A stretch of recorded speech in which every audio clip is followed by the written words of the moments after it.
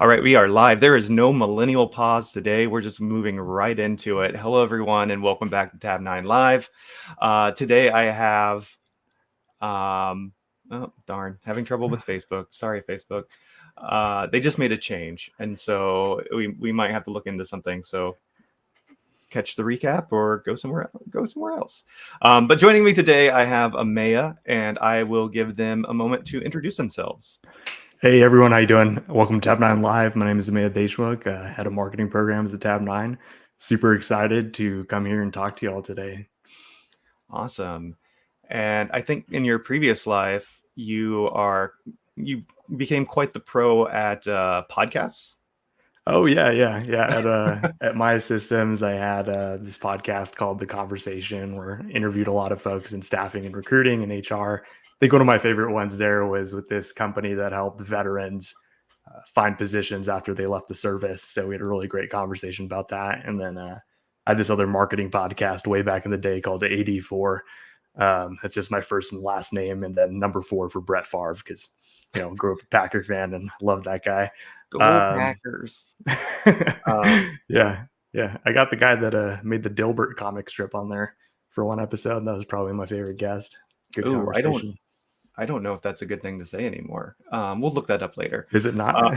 Yeah, but it's nice to have people that you work with that have some experience, and I think we're pushing you a little outside of your comfort zone, because now we're doing live streaming and everybody gets to see your face. Yeah, definitely first time doing a live stream, so this is exciting. But hey, life's all about getting out of your comfort zone. Let's kick it off.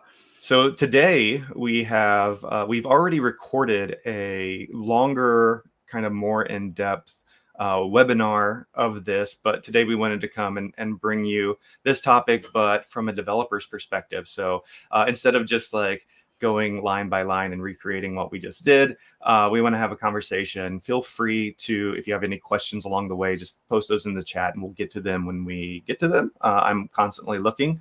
But yeah, so why don't you introduce what we're doing today? Yeah, let's do it. Oh, let's go over to let's hit the right button. Hey, there we go. Thank you, sir. All right, we're going to cover how to accelerate software development with generative AI.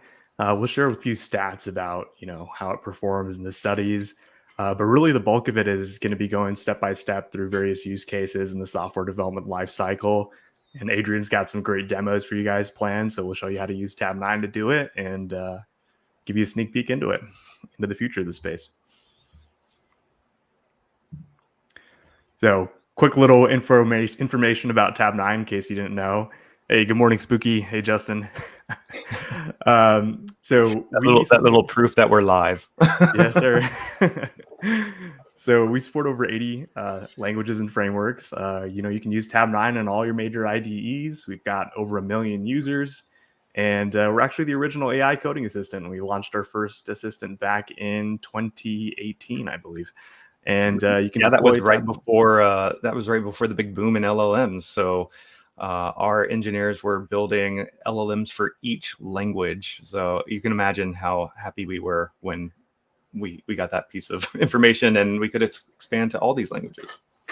Yeah, definitely. I mean, if you follow us at all, we're constantly adding switchable models to Tabnine Pro, and it seems like there's a new model coming out every 2 weeks these days. So exciting time to be in this space. Yes. Cool. So, we're talking to you about how you can elevate your coding with AI. Oh, thanks, Justin. I think it's pretty awesome too. There's some great studies on this. There's some studies by McKinsey, Bain, Harvard Business School. But overall, what we've seen is, using generative AI for software development, you can save about 45% of your time in code generation. When you look at the amount of tasks that your developer team is going to complete, or you as individual developer are going to complete, you're going to find that you're going to complete 30% more tasks that are high complexity. And a study that they did on how happy developers were in their work showed that, developers were twice as happy and satisfied when they were using generative AI to help them with coding, probably because it eliminates a lot of the stuff that you don't really want to do anyways. And this is from the study where they took a group of developers, split them into two, gave one access to AI tools, and then the other just kind of business as usual, right? Yeah, 100%. They split it into two cohorts. And I think like some specific performance lifts that happened were 45 to 50% increase in speed for generating documentation with AI, which we'll show you how to do that. Mhm. 35 to 45% increase in speed for generating code, and then a 20 to 30% lift in speed for refactoring, modifying existing code. That's great. And if you want to learn more about that, we do have a white paper where we've summed up all that data, correct? Yeah, absolutely. Yeah. Just go on our website. It's the white paper is called Measuring the Impact of AI Coding Assistance. And you can download it and check it out. Yeah. All right. Here's what we're going to show you today. Show you how to kickstart your development on a ticket with AI, how to use it to generate functions, classes, and more, how to fix errors in your code in minutes instead of hours. We'll talk about test coverage targets and whether, what they should be, how many people are hitting them, and how to use AI to do it. We'll show you how to automate creating documentation with a button press, how to save hours of time when you onboard onto a unfamiliar project or just a new project. And along the way, we'll give you a preview into the future of AI-assisted software development and what you can expect. Yeah, that's a lot. Like, what is this, a 5-hour live stream we're doing? Hey, we'll do it if everyone wants to sit on here with us for 5 hours. No, I think we can get it all within this hour. Love that. Sweet. So, with Tabnine, it's right in your IDE, right? There's two ways to interact with it. There's inline auto completions, but everyone knows about that already. And there is a chat window that it adds right into your IDE, and that's where you access our AI agents. So you can use them to support your whole SDLC. We'll show you how to use them to support with planning, creating code, testing, fixing, maintenance, getting explanations and education from the AI, and then documentation generation. Yeah. So how many of you have kind of discovered the chat and are working with it? I know whenever I started, it was all about the code completion because I didn't even know the chat existed. But I've been playing around with it a lot, and there's a lot of amazing things that it can do. Yeah, I don't know if we have any Tabnine users or Tabnine customers on the call today, but yeah, feel free to chime in. Maybe And also, not yet. Maybe not yet. Yeah, you can get a free 90-day trial pro on our website right now, by the way, and that's pretty sweet. All right, onwards. Cool. Let's talk about the first step. Let's talk about how to use AI to plan the addition of features into an existing app. Adrian, in your past life as a full-time developer, what was some of the pain that you experienced when you were in this stage, and what did that look like for you without AI? I did a lot of different things, and I'd have to move from project to project. So I wasn't always on just like one team working with one code base. A lot of times whenever I started, I would kind of be like the bug fixer of many different projects, which was a great way of learning how to use the project. But also I'd have to figure out how things worked. So it's like, add this. Seems simple enough to someone who's been at the company for 2 or 3 years or was on the project since its inception. But I had to do a lot of looking, a lot of, what are we using to make requests? And then, a lot of times I had to rely on my coding buddy that I was assigned whenever I first started. Yeah. And, there's some data out from IDC. That's IDC, not IDE. But we love our 3-letter acronyms. Yeah, they said that the average knowledge worker spends about 2.5 hours per day searching for information. Is that about accurate for a software developer? Yeah, I think that's fair. I think if I have days where my internet's gone down, like I struggle to get anything done because I'm like, if I could just ask Google. Oh, question from David: is the chat mode added? I thought I had to pay enterprise prices to get it. David, no, you don't have to pay for Tabnine Enterprise to get chat. It was added, I think, sometime late last year, if I'm not mistaken, Adrian. Yeah, it was beta in last year, late last year, and then it went GA early this year, or recently. What is time? But it's available in Pro, and does our free edition also have a version of chat? It on like a very limited capacity. I'd say unless you're, like a college student and you can't, afford Tabnine Pro even at our discounted rates, which we'll share a coupon with you guys at the end of this. Um, just go for Tab 9 Pro if that's not where you are. But Tab 9 Pro has the chat mode added, and it's got all of our switchable models added into there as well. So you get access to 7 LLMs to power chat for free, pretty much. So we don't charge you extra for that. 7? 7 now, yeah. Just ended at Anthropic. That's right, and we have more coming. I mean, not to leak anything, but you might want to pay attention. Life Cap says if you have ADHD, it's forever. Yeah, it sounds like it might be. Preaching to the choir. Spooky Nero question only really uses the chat box to solve errors, and is the model you choose involved in both auto completion and chat? That's a good question. The model switcher is for the chat, so you're still using our Tab 9 protected model for auto completion, but it's done really well, so that we've not seen a reason to kind of switch that out. But I do know there are some updates to that coming on the horizon. So if you have issues with it, we'd love to hear about it. You can tweet at us or email support@tabnine.com, but we're really interested in improving that as well. Cool.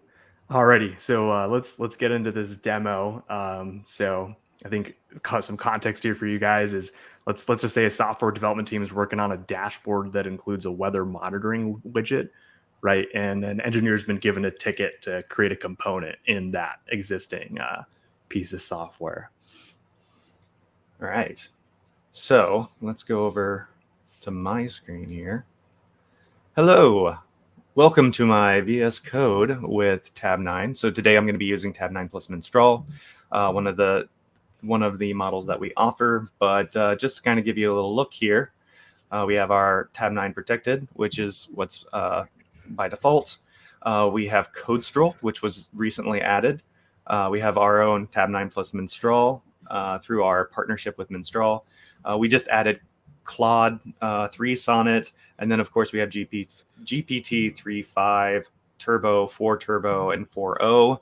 And as you can see in the switcher, you are seeing what you're getting. So if you want to be private protected and have the best performance, the Tab 9 protected is one for you. So depending on where you're working, if you're working on something that the lawyers care, that's definitely the best one to go. But you also can choose as well. I saw so we are available on the JetBrains IDEs as well as VS Code and some others. But yeah, we're constantly keeping those up to date. Let's see. All right. Okay. So let's continue on. In this demo, so we're going to show you how to use Tab 9 to plan the ticket that I may have just described, but we didn't describe it yet, did we? Not completely. Yeah. No. Oops. Old script. So what we want to do is display the current weather data in kind of in a widget. So in order to do that, I need to know how do we get the live weather data in this application. And so instead of searching through the code base and trying to find it myself or going to my code buddy, I'm just going to ask Tab 9 chat. So I'm going to say, how do you get the live weather data in this application? And so it's going to analyze the request and says the live data in this application is fetched using Open Weather Map API. The fetch data action creator in WeatherStation.js file sends a GET request to the Open Weather Map API with the provided location or coordinates. The API returns a JSON response containing the weather forecast for the next 5 days. The data is then dispatched to the Redux store and used to render local weather in the application components. So this is pretty cool. And we can even go, here are all the files referenced. And we can even click in and see, yeah, here is our fetch data function. And you can see it's using Axios to use these endpoints to get the information. So that's pretty cool. And then also you can continue asking questions if there's more things you want to know. And Tabnine will even try to generate relevant questions. So here we can see what specific data fields are returned by the Open Weather Map API for weather forecasts. And so we could even click on that and we can see a list of all the fields with a very nice description. I've actually not clicked on this one yet. So there you go. Then LifeCap, you weren't sure if one IDE was updated before the other. Our most popular IDE is VS Code. I think that's where the majority of our users are. Mm-hmm. But we update all of our supported IDEs regularly. So yeah, you should be good to go with whichever one you're using. David missed the full chat mode release and has been using free ChatGPT and Copilot for chats. Says it's nice that he can stop doing that now. Yeah, I agree. And by the way, with our switchable models, you can even use GPT 3.5, 4, and 4.0. I'm not sure that model is available for the free version, but you can you can get a free trial of Tab9 Pro, which does have access to all the models. So. Oh, nice. David says he's tried 5 different integrated AI tools in VS Code, and Tab9 worked the best for his team. Hey, we love to hear it. Love that. Yeah. All right. Oh, I thought we put yours back up. Yeah, no worries. Spoilers. All right, so a little sneak peek into the future of AI and software development here. Not too far into the future, AI is going to have the same context as an engineer. So imagine having an AI coding assistant that generates code like a senior engineer on your team that's tenured rather than someone you just hired and just joined your organization. And a couple of ways that we're going to achieve that in Tab9 is connection into non-code sources of information. So we're talking Jira, Confluence, other areas where you keep your requirements documentation. Talking about connecting into your code bases and repos. So this is already supported on our enterprise tier, but you can connect into Atlassian Bitbucket, GitHub, GitLab, any Git-based repo.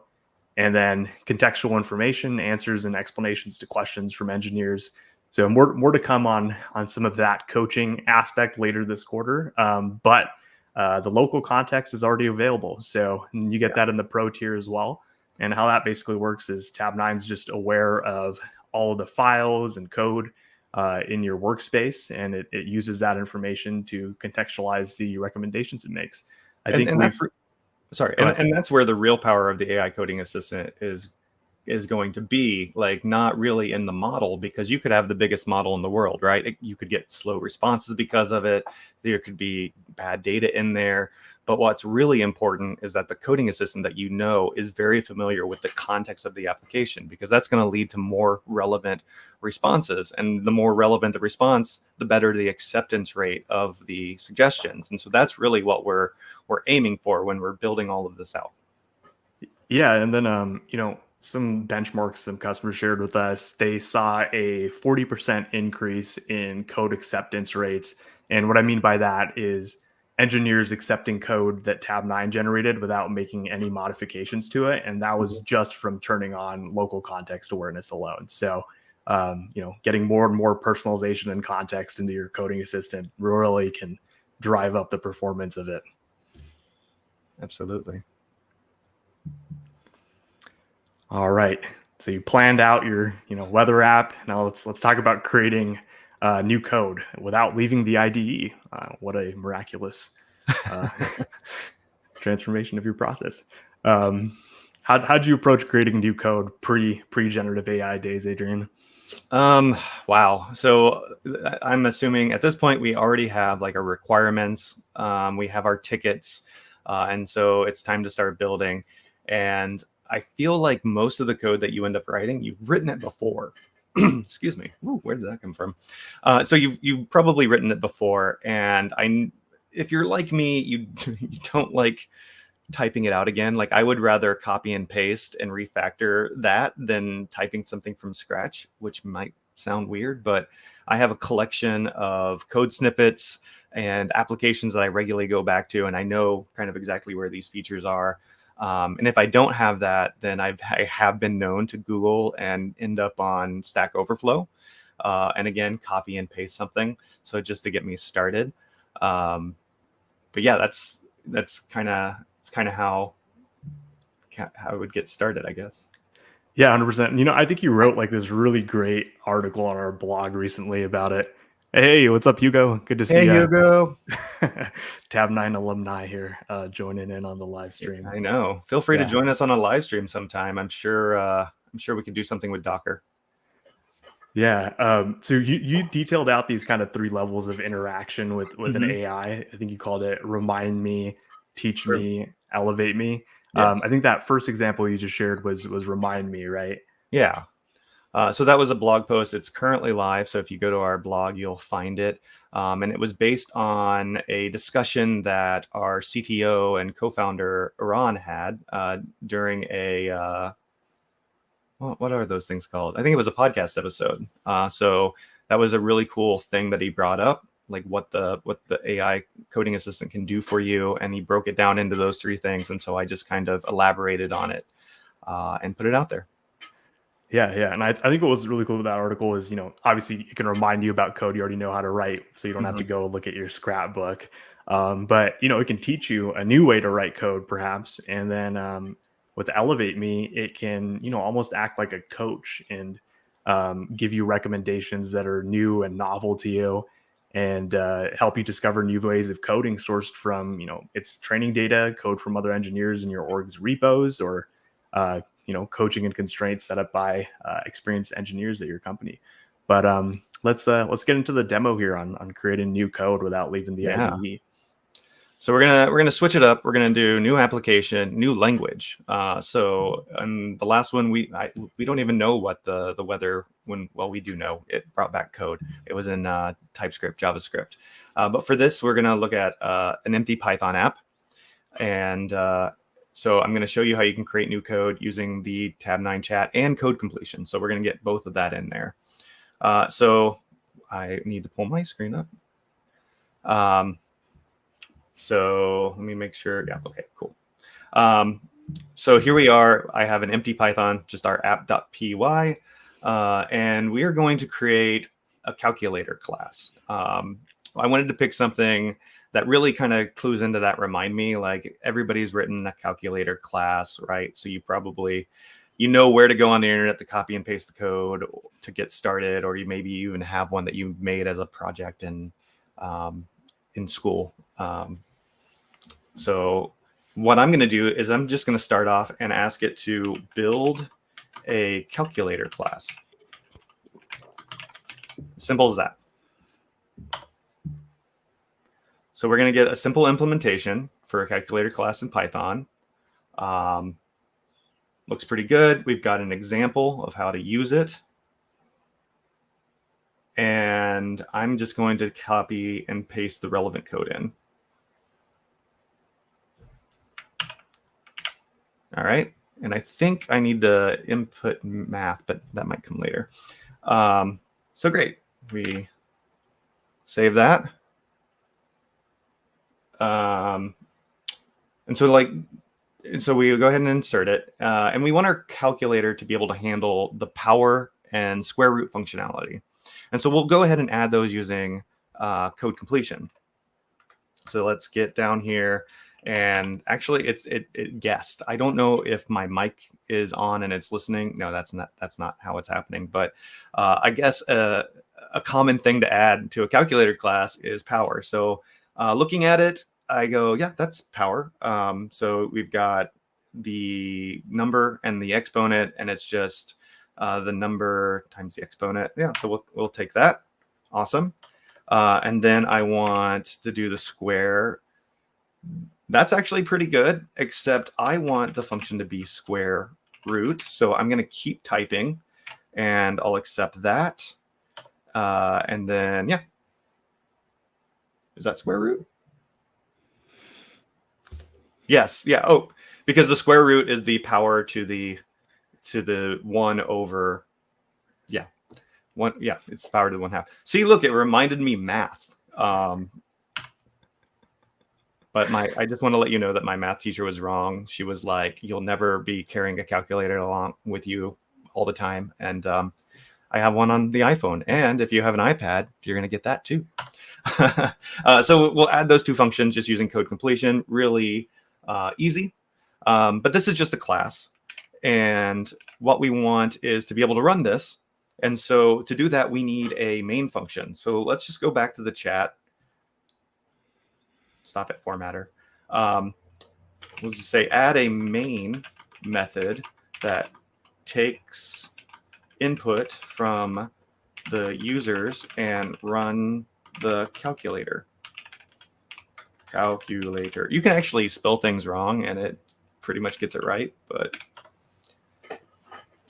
so here's an update. So this is a version of the calculator class with the main method. Look at that. We got a nice little output here. And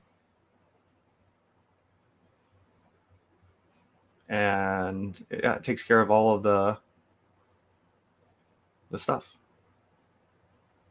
So let's go ahead and I'm just going to copy the main section and paste that in there.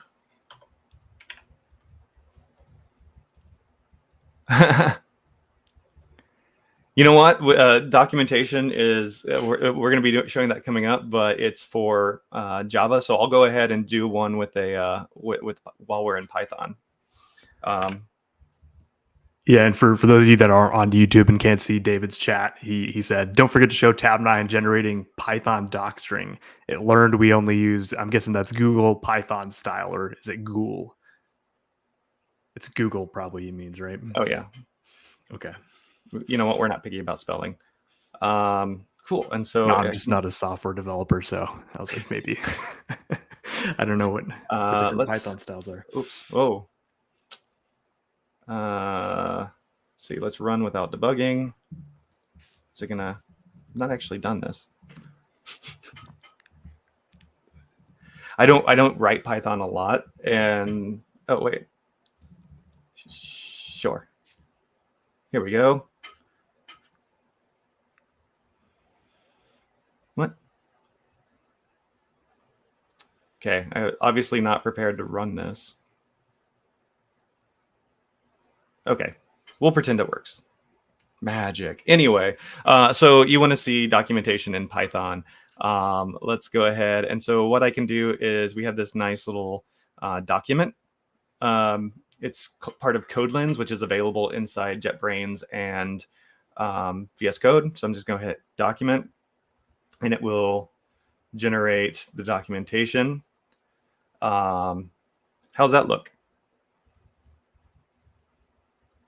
Is this the Google way, or? Oh, it learned that that's the style you use. Okay. So I'm not sure which style. I wonder if I can just ask it. Which style of documentation is that?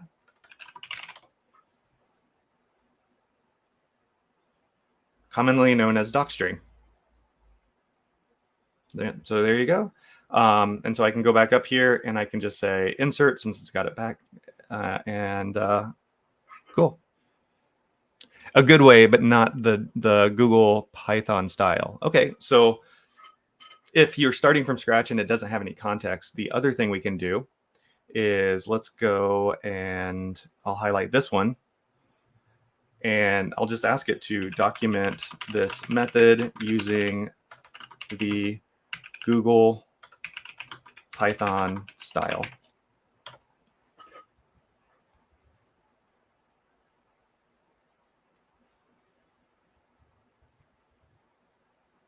So does that look right? I'm not familiar with these different styles, but the more information that you give the chat, the better that it can execute. So if it's not, if it's say like generating tests using a different test framework, and it wasn't able to determine it from your context, you can always just tell it. That is perfect. Awesome. All right. So let's see. Yeah. And so there we go. We basically written a calculator Python program completely using Tabnine. So something that should be very simple. You can notice as I was interacting with it, I was able to do a quick glance, accept the code, and move on. And so that is our create demo. So back to you, Maya. Thank you, sir. All right, so another sneak preview into the future of creating stuff with AI. So not too far from the future, you're going to be able to use AI agents to generate first drafts, really, of fully functioning applications. So remember, it's connected into your application development and your requirements. And we're actually working on something called a Jira to code agent. So imagine having a button in Jira, and you can just click it and then ask a Tabnine chat agent to execute a specific Jira ticket, and it'll intake that, read all the requirements, understand all your context and everything else, and go and build a first draft of the ticket for you from scratch. And something else that's probably going to be able to do is add functionality to an existing app from the specs in Jira as well. So stay tuned for that. And I believe we have like an example of that, like a video of that happening on our website, which is pretty cool.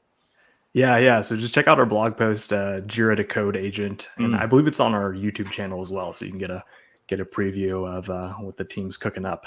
Yeah, and this is functionality that Atlassian is adding to Jira, but it's not going to be available for a while. But we already have it baked into Tabnine, which is pretty cool. So whenever they add their own custom agents, we'll just kind of swap out what we have as needed and be good to go. But you can try this functionality out now. Sweet. All right, let's move on to the topic of testing, right? Yikes. I'm guessing most teams don't have 100% test coverage on their code or anything near it. I don't know how much of your code at your organization is going untested today. If you guys want to chime into the chat, and what do you think about the impact of not having test coverage on your code downstream on time spending debugging, code reviews, or on maintenance? Would love to hear what sort of test coverage targets you guys are setting if you are doing that. Yeah, and in my early days, I did a lot of creating clients for APIs, and so a lot of Node clients, a lot of Python clients, and I feel like it's really difficult to get people to adopt something like that without showing that like all of the tests are passed. So like I don't want them to like run my tests or try to run tests and there are none, and see that like, well, some of them fail, which would be really bad, or just like the coverage is not there. It's like, yes, I have tests, they all pass, but I'm only covering 50% of the code. So there's a big unknown there. This is great here. Don't want to talk about it. Yeah, so SW is asking, he doesn't use Jira. Will there be other ways of getting the same results? So, ideally we want to connect into any really requirements documentation that an engineering team is using, right? So just give it some time, let it get on the roadmap, and I'm sure we'll support it over time. Yeah. And that's like the great thing about us not being, like part of the big clouds is, we can support everything, right? Of course, we're going to do it in order of what the customers are asking for. And so big ask for Jira, big ask for GitLab, things like that. And so we'll eventually cover them all. But yeah, if you're interested in that, like, please contact us. We'd love to know your use case. We'd love to know what you're using, things like that. Sweet.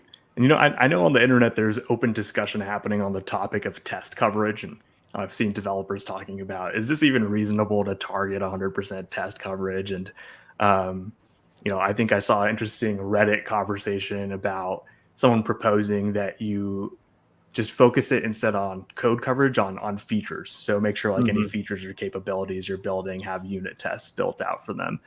Curious what you think about all that.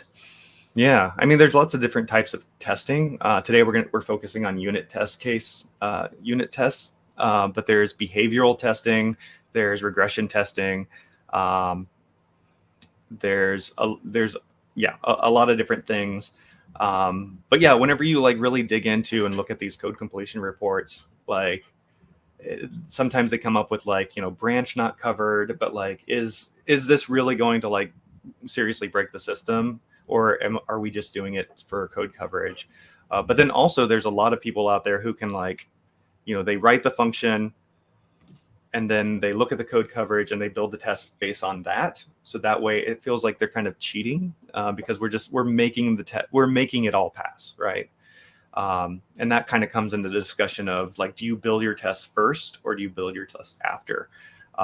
This example that we're going to be showing is we're going to be building the tests after, but we also have the capability to build a test before and then use those set of tests to generate the function, which is also pretty cool.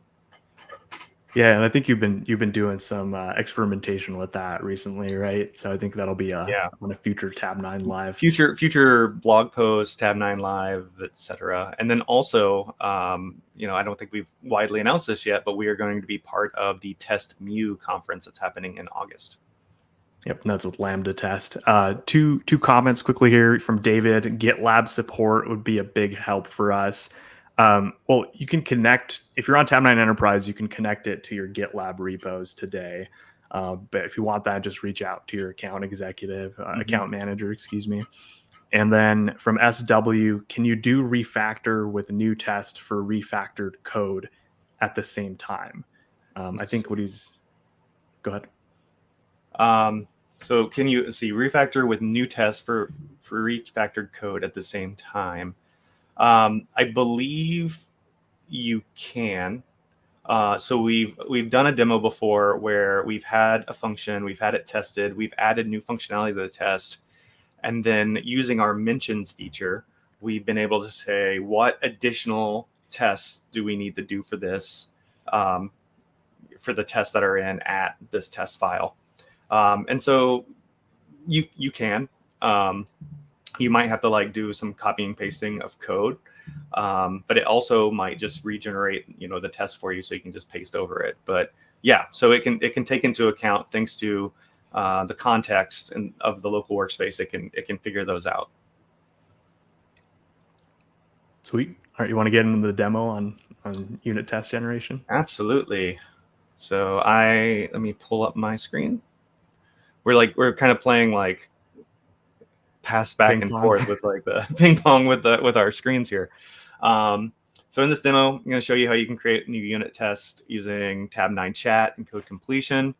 We're going to start with an existing Java application. So this time we're going into Java land, just one of the many other languages that we can support. And so here we have this application. There is a person class in Java.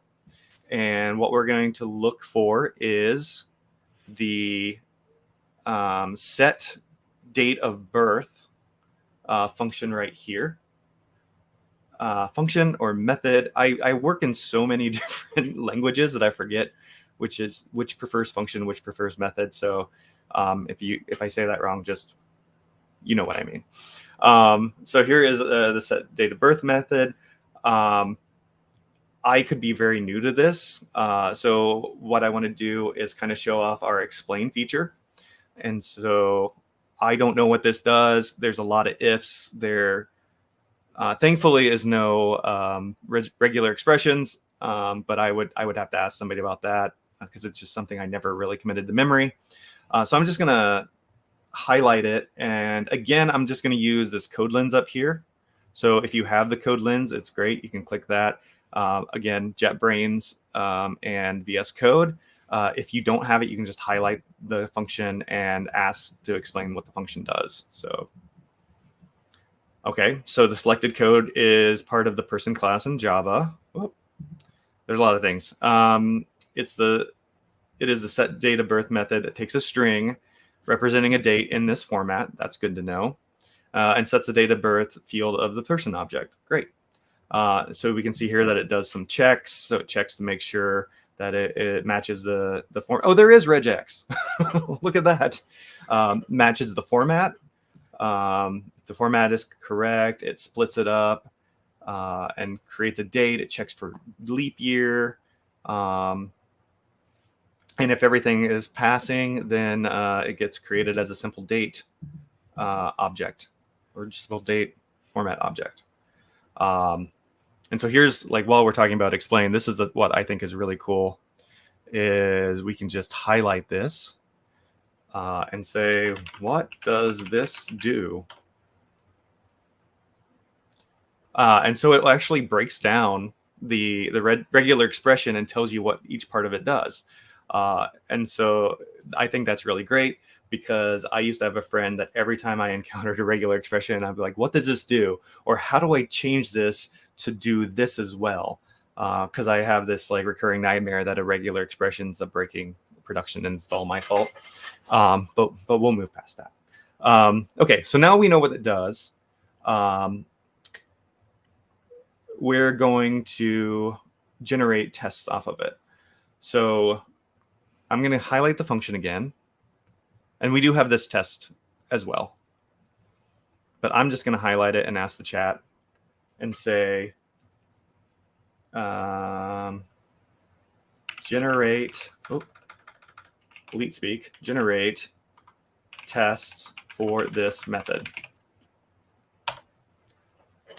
And the great thing about explaining the function before we generate the test is that adds to the context. So the whole chat conversation is context for the AI coding assistant. So the fact that we had it first break down what the function was doing, it's going to do a better job of building out tests for this. And so you can see here is our test cases for the set date of birth method. And we got 1, 2, 3, 4, 5, 6 test cases that we didn't have to write ourselves or even think about what the test cases would be. So now what we can do is we can insert that into our test person Java file, which might not have existed before, but I went ahead and created one. So I'm just going to go ahead and hit insert and save. And I'm not sure why. Oh, it looks like we had some issues here. That's not happiness.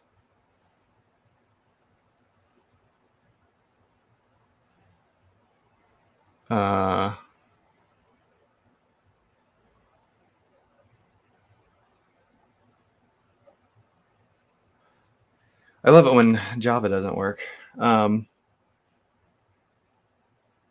I think these are some things that like our regular coding tools would have probably fixed. We're just missing some semicolons, which is weird. Bear with me. You know, if AI was like 100% perfect, I would start to worry. But these I'm okay with. I think we just might need to do an import here. This we missed the.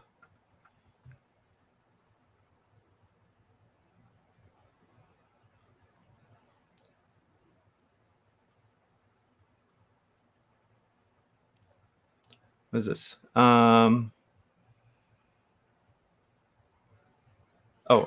think we're missing. I think is this where we're just missing? Yeah. The semicolon gods have not been appeased. And then here. Okay. And then the package. Oh, the package declaration. Okay. Could ask TNC. Tabnine chat, I think. Oh, I probably could have. This is the problem with me being like an existing engineer. What's this?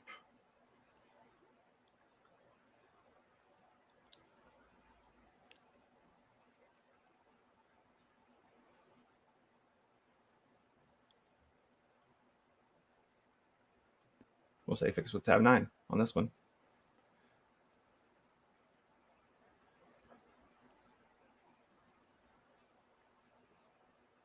Here is the corrected code. Oh, thank you. Oh, it's I large exception. Okay. Hey, look at that. Okay, yeah. So you can use it. Man, that was a preview of that was a much better example than we're going to do for the fix. But yeah, you can also have Tabnine fix it. Okay, cool. And so now we can run these tests.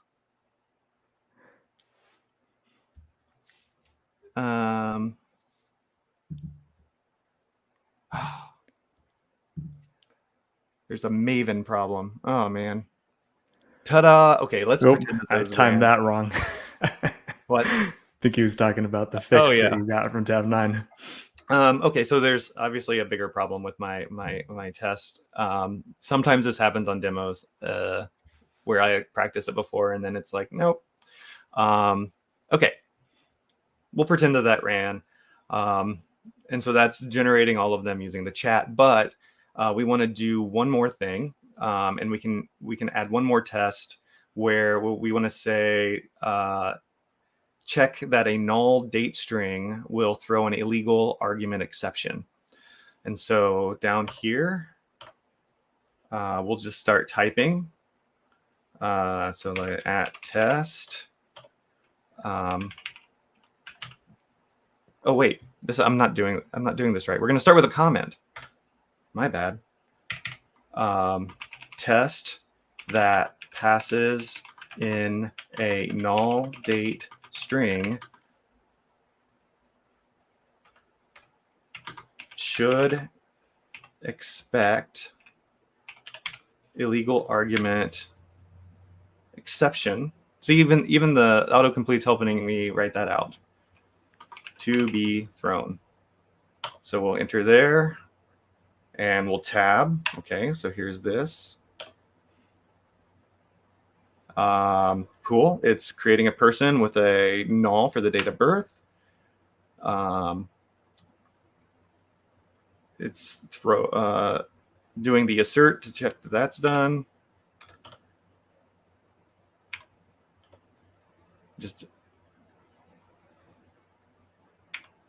I think it's actually done. Cool. And so if we were to run this, if this would have actually ran for me, you would see that this test would fail because we have not accounted for this in the application. And one thing I could do is, highlight all of this, tell it to update the function to include that. But I've spent so much time on this example, so we're going to go ahead and move on. But know that that is a possibility. I'm very scared of this example now. Hey, it wouldn't be a demo if something didn't break, right? It just makes you know that it's real. Yeah. Cool. So future sneak peek into test coverage. AI agents are going to help you guys achieve 100% test coverage. Earlier, we were talking about whether or not that's realistic. Probably will become realistic with AI as it continues to evolve. So you're going to see AI integrate better with a lot more of the testing tools that you're using. I know Hugo actually posted this great video on our LinkedIn account of using Tabnine in conjunction with SNCC. Am I saying that right? SNCC, yeah. Yeah. It's a security testing tool to resolve. SNCC. Yeah, the one with the Doberman on it, I think. As the logo. Yes. Yeah. So he posted a video of showing how to fix security vulnerability bugs and errors that it found using Tabnine. So you'll see more of that come in. As Adrian was talking about earlier, you're going to be able to use AI to support test-driven development, which is an interesting approach to writing software. And right now, AI really only supports unit test generation, but in the future, it'll support additional types of tests. So you could start using it to generate regression testing, integration testing. I don't know if there's other forms of testing that we were talking about. So this is very timely because I'm working with John, our SA. So John, who was on last week, and he started playing around with having it generate. I don't recognize your voice. Okay, well, hi Siri. No. Okay, I'm in the loop. So he is playing around with having it generate behavioral tests using AI. So using Cucumber and Gherkin to do that, which is pretty cool. So we're not too far away, and to be honest, it probably can do other types of testing too. SW is asking any plans in allowing Tabnine chat to create actual files rather than just code in the pro version without enterprise. That is a good to create actual. Can we do that in enterprise? Oh, I don't see. think so. I'll have to check on that. I can see that, like, as long as it knows like where to create the file and things like that. But I think right now, like the chat is a lot of like copy paste back and forth. But no, we'll check on that. That's a good question. Alrighty. So you already saw a little bit of this in Adrian's unit testing demo, which is great. But yeah, you can use Tabnine to help you fix errors faster. You definitely saw it before and after that there. And as I was talking to earlier, if you're using any security plugins like SNCC that present vulnerabilities, you can find and fix those with Tabnine. And then all your standard IDE plugins that you're using that are notifying you about errors in your code, just find those red lines and then use Tabnine to help you fix them. So I'll stop talking here because let's just hop into the demo. Yeah, let's go for it. We'll pull up my screen now. Cool. So I'm going to show you how to use Tabnine to fix an error identified in the IDE. So this is a React app. This is actually the React app that runs our VS Code plugin. This is not an actual error that's in there. I put this in here so we could fix it. I'm not saying that our app has errors that we haven't fixed, but this is a real application, and we're looking at the status bar component. So here is our status bar component, and we notice that we've got some red squigglies, which are never fun. So we're going to have Tabnine resolve these. So we're going to highlight this first line with the squiggly, and we're going to go over to the chat and say /fix code. And so this is going to use our fix code agent to help us out with this. So we have many different agents inside of chat that are kind of more fine-tuned to help you with things. So I'm just going to say fix code and see what it has to say. See, the error you're encountering, so many things. The error you're encountering is due to the incorrect usage of the process object. The create status bar item method is part of a VS Code.window namespace, not process. Here's the corrected code. And so if we go and we look at the code here, so we should have been using window. But I think if we go down here, we can say show diff. And here we go. There's only one change, and you can see the old code and the new code. And so I'm just going to go in and fix this by saying window. And voila, all of the squigglies have gone away just from that one. So that was really pretty fast. And you even get a little more explanation in this corrected code. The create code status bar item method is correctly called from the window object provided by VS Code module. This should resolve the errors and warnings you're encountering. So pretty quick and easy there.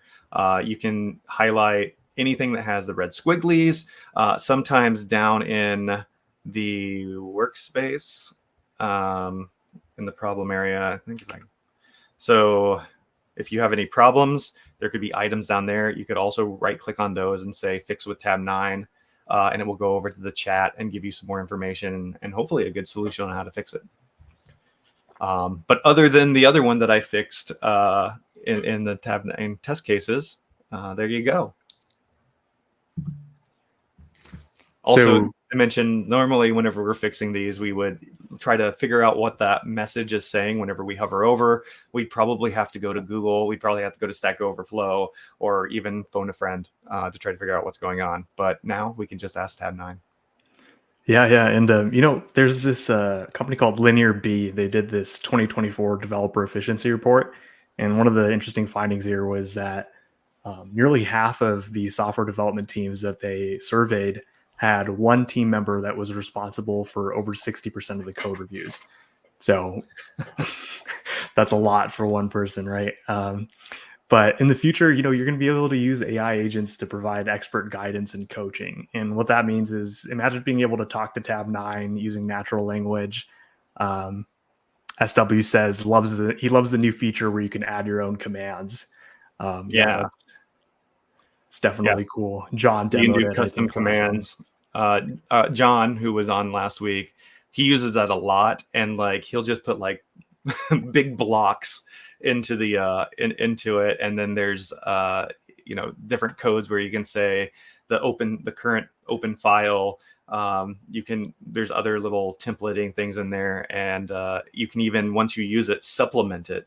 So you can say like /custom action, and then add more things after that. So yeah, it's very cool.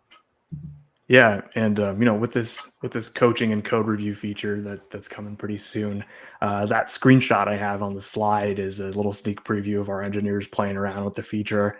I don't know if you can see it; it's pretty small, but basically, it's a code review happening in I think Bitbucket, and Tabnine has found something that doesn't adhere to coding standards, and it's saying don't do it like that, do it like this, because I think it's referencing Laron was the engineer that gave it that coding standard and practice to enforce.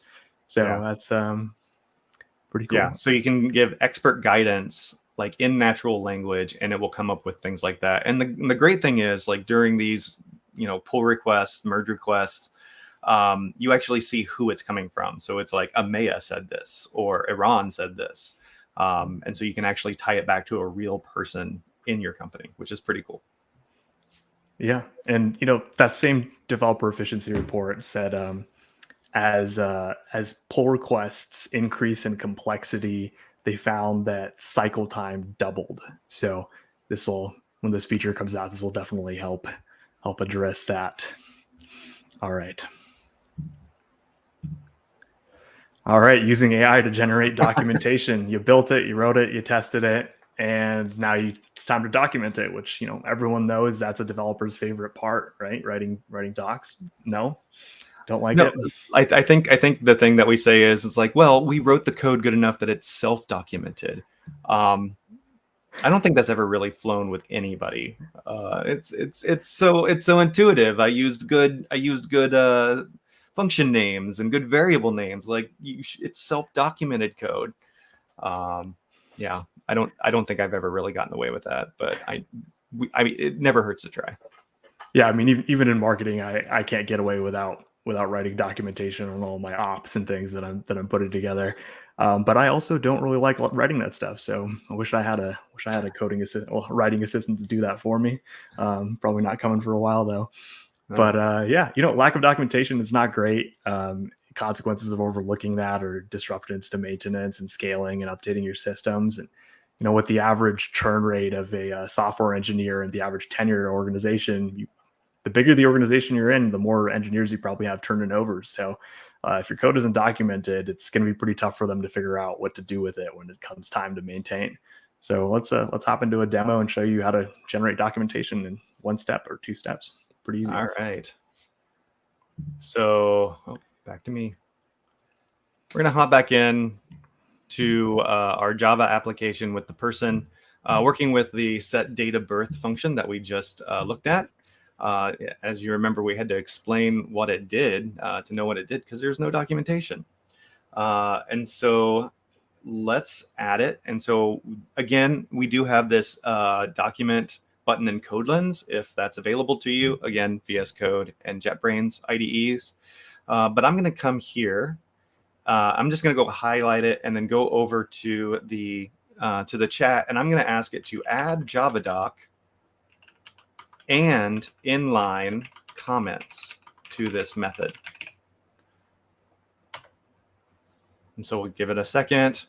We can see here's the JavaDoc coming in, which is really nice. So that prefixes the function, but now we can see inline comments, which is pretty nice. So here is that wonderful regular expression, and we actually know what it's doing, not by looking at the regular expression, but by looking at the inline. So you can see here, this is actually it doing all of its checks. So we're going to check to make sure the format's correct. This is it splitting it. This is doing another check, and then finally parsing the date string. And so all I have to do is that looks good. I have the function highlighted. I'm just going to tell it to insert it. And so now it's the same function, but with nice, handy documentation.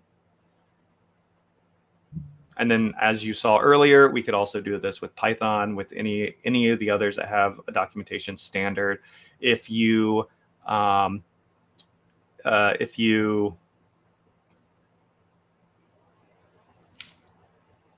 a special standard, you can even like tell it to use something else. I don't know anything other than Javadoc for this one, but you can even say, if I was to do the add Javadoc, I should highlight it. Add Javadoc and inline comments to this method, and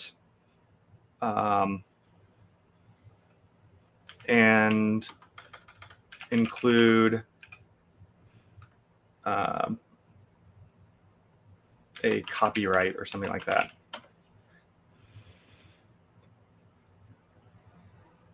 This was like a bad example, but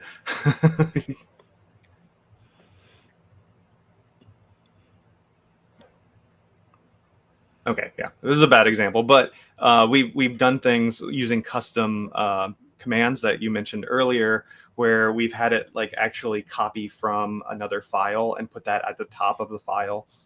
So there's lots of customization you can do. And we'll go back to you, since we'll finish this out, but we're running past. Yeah. Got I think one more step to get through here, so we're almost there. Absolutely works great with TypeScript and JS doc. Yeah, so in the future, AI is going to help you guys generate more types of documentation. So you could see AI agents generating complete wikis for projects, and as the context, connection, customization, and coaching increases, and the models just get better and better, you'll see AI generated documentation will achieve parity probably with human generated docs. So you guys won't really have to do any more documentation writing in the future, which will be nice. All right, you built it, you documented it, it's tested. Now you're coming back after you had some time away. Now you're coming back to maintain. So, from Tidelift, there's some data here that they found the average developer spends about 30% of their work week on code maintenance. And, I think from conversations with you, Adrian, the biggest challenge with code maintenance is coming in and understanding just what the existing code in the project does, right? Right. I feel like you had a statistic about like how much code was written by one person, and then something about like the turnover rate of engineers. So you could be coming into a project that was created by somebody completely new who is no longer at your company, right? And so that's a big thing. And they're asking you to add features and things like that. And so again, lots of research. In the beginning, like especially when you go to a new company and they have you working on like new features and bugs, like I feel like you start out at bugs, and then they're like, okay, enough now, we'll give you a new feature to implement. But really what everybody wants to do, or a code change, sorry, not a code change, because really what I think people want to do is work on new code, work on new features, being able to use all this other stuff and not have their hands tied by like whatever the legacy code is, right? So being able to cut that down, like that 30% ends up being a lot, because if you think about, in your workday, you're probably, if you take into account, lunch, meetings, all of that, you probably only get 60% of your day is actual genuine work. And then if 30% of that is, old stuff, like that's, I don't know, might not make for a happy developer. So we want to try to take care of this as quick as possible. Yeah, so let's hop into the demo. Adrian's going to show you guys the Tabnine onboarding agent. It's available on Tabnine Pro and Enterprise, and you interact with it using Tabnine Chat. And it's designed to help you onboard onto a complicated project. Yeah, so the best way to show this off is to demo it using an open source project. And so I have pulled up the open source project for Mastodon. It's pretty popular social networking application. So I'm sure a few of you are on it. It's open source. You can contribute to it. But if you're new to it, you might not know how to contribute, right? You might have a great idea, but you might not know how to start. You don't want to spend your time looking through all of the code. And so what we can simply do is just type /onboarding and run it. And what Tabnine will do is take a look at all the workspace context, read the READMEs, pull information from all of these different parts, and give you a nice summary of the project. So Mastodon is a free open source social network server based on ActivityPub. It allows users to follow friends, discover new ones, publish anything you want. So nice introduction to what the project is. Gives you how to get started contributing. So step by step, understanding the project's purpose and components, installing it, familiarizing yourself with the code base, exploring the project's configuration setting, and contributing to the project. But then what's nice is it also generates follow-up questions that you can use to dive deeper into it. So maybe what are the key features of Mastodon and how do they contribute to its federated network interoperability? What are specific requirements for setting up Mastodon, such as Postgres? Let's see, the main dependencies, the important scripts, and then you can even just go further into asking questions yourself. But it's a nice way to get you started in exploring a new application that you're on. Sweet. All right. So in the future, you're going to be able to use AI to automate more complex maintenance tasks, right? So because typically the changes required for doing maintenance aren't that local. Some of them are, but many of them can require changes in multiple places in your project, right? And AI is not quite there yet, but it will be. For fixes that are local, soon AI is going to be able to do that automatically, and it'll be more hands-off. For fixes that require global changes, the more complicated the maintenance operation is, the more touches, the more locations, the harder it's going to be to do for AI. But that's something that is definitely on the roadmap and planned for AI in the future. And we think it'll get there soon. This technology is moving at such a rapid rate. It's blowing my mind. So, all right. I mean, just the new models that are coming out, right. And even more things like we talk about, in the next 5 years, but shoot, maybe in the next 6 months, we'll have all these things. Tabnine is also great for conversion. Uses it to convert SQL table creation scripts to TypeScript interfaces for those tables. That's really cool. That's something that I would love to see. We're getting people who ask about SQL, all the time. I'm kind of an ORM person, so I use Prisma a lot, which Tabnine is really good at generating because it's just code. But like I love hearing that. A lot of people want help with SQL, and there's a lot of kind of nuances around that because you have to know like the schema of the tables and things like that, and so you have to have some kind of source for it to read in. But I love that you're already doing things with that. Yeah. So imagine a future where you have AI models that are contextually aware of your workspace, your code base, your requirements documentation, and talking about Tabnine Enterprise now, maybe they're even fine-tuned to every team in your organization. Imagine that you're using it to support every stage of the SDLC, right? You've hit 100% test coverage. All your code is documented. Code maintenance is no longer taking up a significant portion of your work week or your developers' work weeks.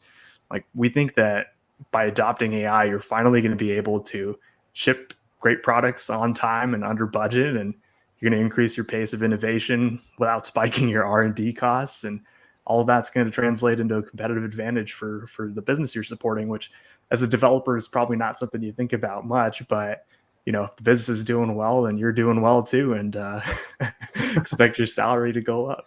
So that's great. So we just wanted to close out with a little bit about Tabnine. Tabnine's the AI coding assistant that you control. The three ways we're different are Tabnine's private, personalized, and protected. When it comes to privacy, you choose where and how you want to deploy Tabnine, and that lets you maximize control over your intellectual property. And Tabnine never stores your company's code. And with Enterprise, you can deploy Tabnine on premise, fully air gapped if you want. You can deploy it VPC. And we also have a private SaaS option that uses encryption keys, unique key for each client. So your data is always completely secure. Tabnine's personalized. I spoke to that a bit throughout this presentation. 4 levels of personalization there that deliver an optimized experience for every development team. First level is context awareness. It can also be tuned to recommend to your standards. You can also create a bespoke model trained on your code bases with our fine tuning and customization. And then that's our 4 levels of personalization. And finally, Tabnine's protected. So it's built with enterprise grade security and compliance at its core, and it's trained exclusively on open source code with permissive licenses. So I don't know if you've been following the legal discussions around OpenAI, but that is very much unsettled case law at this point. And I believe Italy actually banned the tool entirely due to it. So definitely keep an eye on that. But with Tabnine, you don't need to worry about it. Oh, cool. Quick question from Alexander Sasha. Actually, it looks like he goes by Sasha. Hey there, what will be the future of software engineers if AI will write all code and maybe even create an architecture? What do you recommend to focus on these days? Yeah, this is a great question. And we do have a blog post from our CMO about how AI is not going to take your jobs. But if you think about it, software engineering is about creating or solving problems using code, right? It was never specifically about writing the code. And so you can still be a really good software engineer without having to write as much code or really any code at all. And so what we think is going to happen is like all the current software engineers are going to kind of be elevated to an architect level, right? If you think about this as outsourcing your code to Silicon instead of outsourcing it to like one of the companies in the Ukraine or India, which are also great solutions. When you think about that, you never really just say, hey, build me this thing, right? You have to break it down into the different parts, into the different requirements. You need to have what the user acceptance testing is and things like that, because you never know what you're going to get back. And it's the same thing with AI. So I think there's always going to be jobs for software engineers. You'll just be working at a higher level. But I think you're good for a while because like AI doesn't create, right? Humans are creative. And so like you're always going to need that capacity. What we see it as is kind of removing the mundane tasks, making things more enjoyable again, increasing your speed to delivery. So as for what to kind of focus on, take a look at that software development lifecycle, really understand the different pieces of it, understand testing. So I feel like there's a lot of people who are just like really deep into the code. So the people who are like architecting like Remix and React and different frameworks like that, like we still need those, right? Because you have to train AI on something. But I think focusing on doing the job with the assistance of AI and kind of knowing those pieces that AI can't handle, that's where it really should be. So like, how can you well define a problem and map out the solution, things like that. So I think we're going to need some writing skills, learn how like some communication skills, but just fall back on the fundamentals of development. Because that's really what we're going to need. A lot of people who are very skilled with the fundamentals, because AI is not going to be able to do this without us, not for a while. It can't create new things by itself. Yeah, and there's a great quote from Donald Knuth. He's a Turing Award-winning computer scientist. I might have pronounced his last name incorrectly. It might be Knuth. But he said some tasks are best done by a machine while others are best done by human insight, and a properly designed system will find the right balance, right? So with more and more engineering organizations rolling out generative AI, especially for software development, I think you guys are going to find that right balance of when to use it, how to use it. And really all the studies we've seen on engineering teams that are using it developers are happier when they're using AI. So just expect yourself to continue to get to do more and more interesting and engaging work that you really care about, and less of the low level kind of grunt work that you don't necessarily enjoy doing so much. And this level of automation that we're getting from AI really couldn't come at a better time, because if you look at the statistics on job growth for developers, that is projected to grow 25% from 2022 to 2023.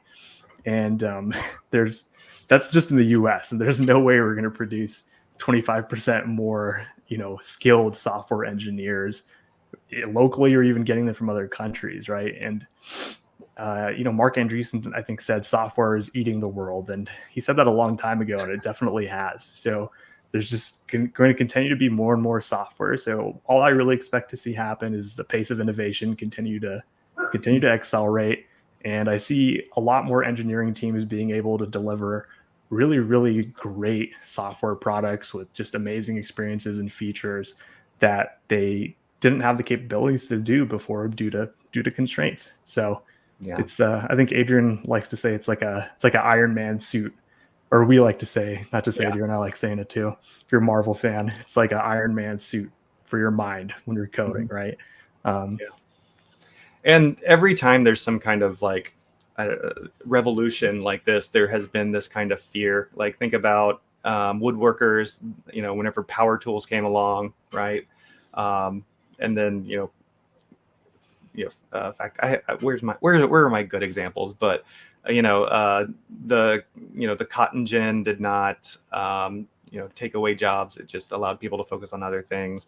And so we're just at this point where there's another revolution, and so there's going to be some FUD. But I know here we are definitely on the side of developers, and we're trying to do what we can to assist you. And we don't feel like there's a point where you will ever be replaced.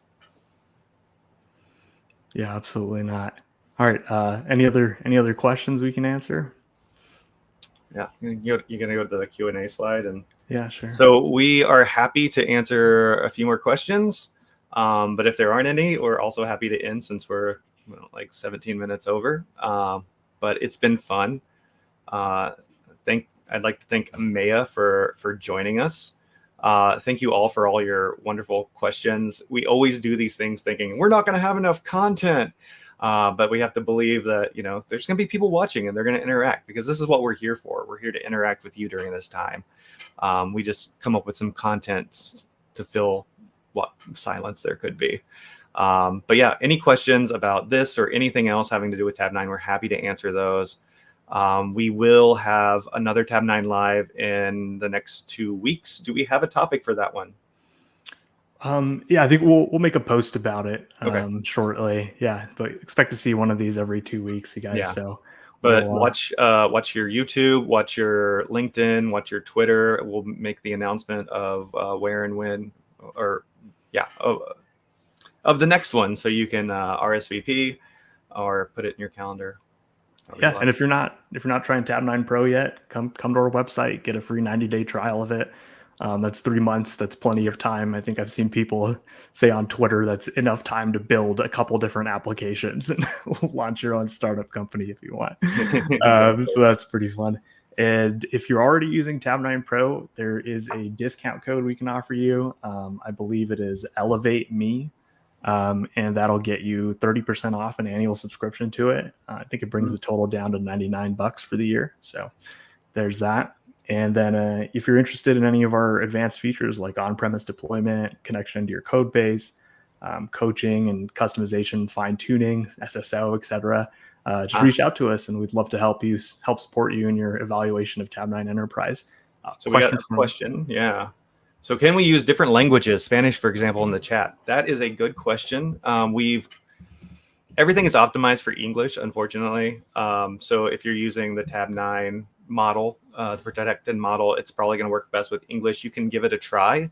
But we do also give you access to all these other models. So, the really big models like GPT-4o and probably what's like Claude and things like that. You can give that a shot. it will probably understand Spanish, for example. But I think I did see, like, I pay attention to our Twitter feed, and I think I did see somebody mentioning like using it in another language. I know that I'm currently learning Japanese, and so like I've been tempted to like try to ask it that. So it all depends on what the model is trained on. So if it's one of these larger models that's trained on a lot more data than just like coding data, then you're probably going to have a better time. Yeah, I think actually the Anthropic Claude 3 model that we just released support for is showing pretty good performance for multi-language support, and Spanish is one of the languages it's trained on. So you might want to try that out, Alexander.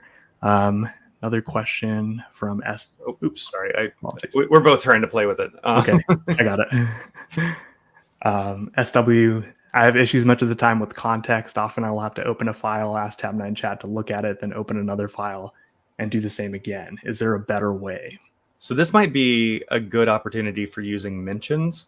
So open the file that you're wanting to operate on, and then as you are typing into the thing, you can reference the other file with an @ mention. So just type @ and then you'll see a little pop-up and you can select that file. And so what that does is that adds that file into the context for the one that you're in. So you don't have to worry about like what was the last files open. If you know, you can just mention it that way. So that might be a good way to handle that.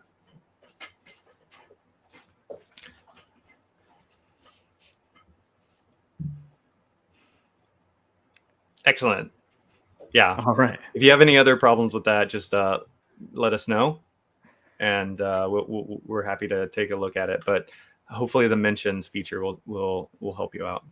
Cool. So I do that a lot whenever I'm generating test cases so I like to use Vitest instead of just plain Jest. And so a lot of times the test cases I will get back will be using Jest. But if I already have like a test file, I can just say write test in the style of, and then add the other test file that's already been written, and it does a lot better. Sweet. So I have a hard stop at 9:30, but in these last 8 minutes, if you guys have any questions, drop them in the chat, and I'd love to help you out.